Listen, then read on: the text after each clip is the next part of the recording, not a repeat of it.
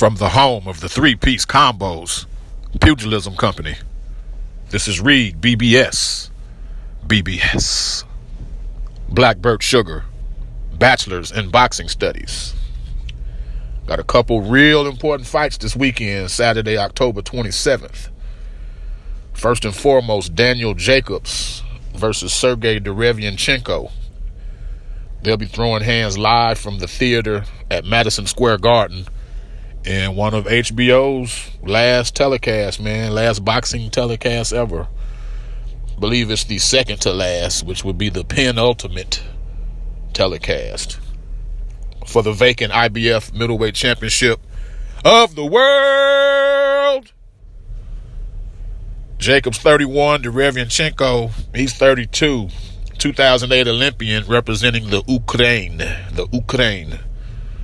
Derevyanchenko was the number one mandatory challenger for Triple G, but Triple G chose instead to pursue a high dollar rematch with Canelo instead of exercising his mandatory IBF defense, and he was consequently stripped.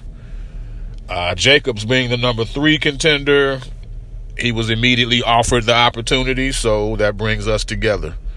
Now, Jacobs was slotted himself as the WBA's number 1 contender, and knowing that him and Derevyanchenko shared Andre Rozier as a trainer, it still puzzles me that Jacobs went this route instead of going the WBA route. But, what's done is done. Rozier's he's taken my man Jacobs' side in terms of working his corner, and they're going to fight. Contract signed, I's dotted, T's crossed. They're going to fight this weekend, the 27th. Lou DiBella, promoter of Derevyanchenko, believes his guy is hungrier. He says Jacobs has totaled over 8 figures by now in his career, all earnings considered. He headlined a pay-per-view versus Triple G at Madison Square Garden, no less. And Jacobs has that feel-good, built-in story of overcoming cancer right in the middle of his career. Likeable dude. I don't know if I'd say he's mainstream, but he's probably that next level just below being mainstream. Jacobs is.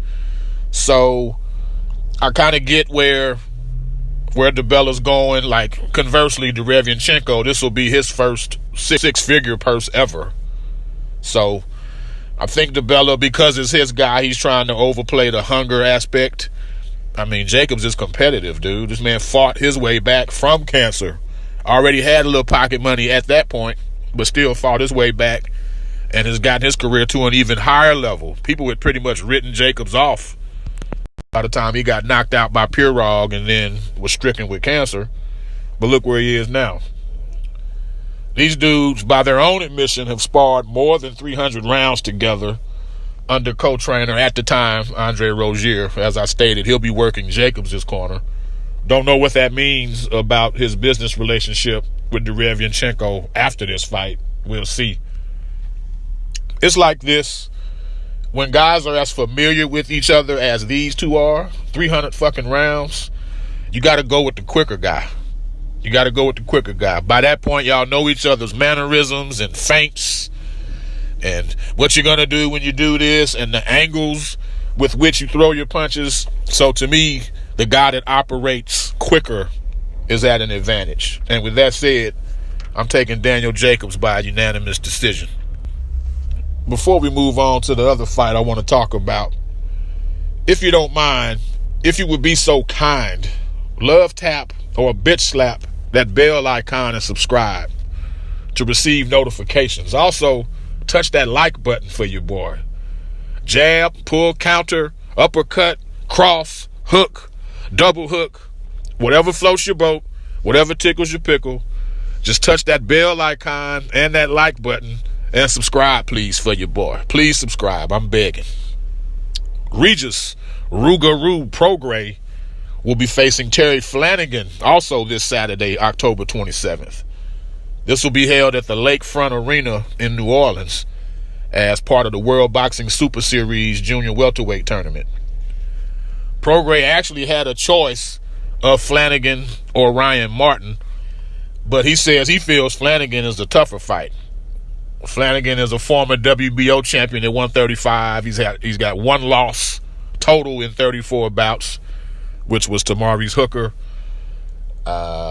versus facing Martin, who's fought past 8 rounds just once, never had a scheduled 12-rounder, and barely has a recognizable name on his resume.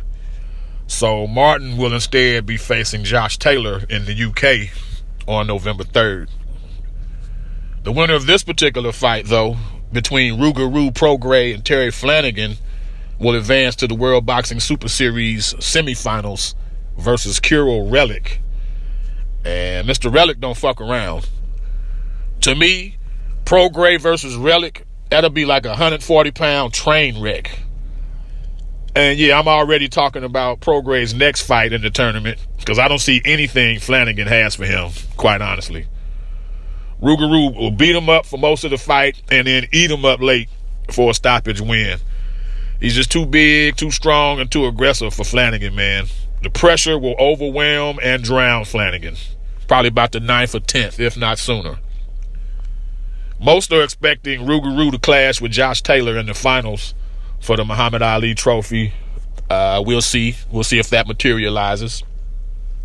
A fight Prograis really wants is against WBC 140-pound champ Jose Ramirez. Now, Ramirez is not in the World Boxing Super Series tournament. And for what it's worth, Prograis is the WBC Diamond champ within the division. Now, y'all know my thoughts on make-believe belts, but it is what it is. It's all about them sanctioning fees for these WBCs, WBAs, all the sanctioning bodies. They want them fees, so they'll hand you a belt, and we call it whatever, so they can stay in your pockets and get some of your earnings.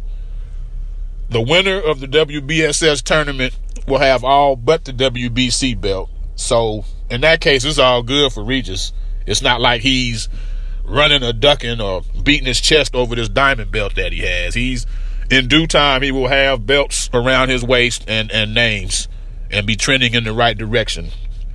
And he's not running from the fact that he would like to fight Errol Spence and Terrence Crawford. They're both on his radar for bouts down the line after he takes care of this business at 140 first.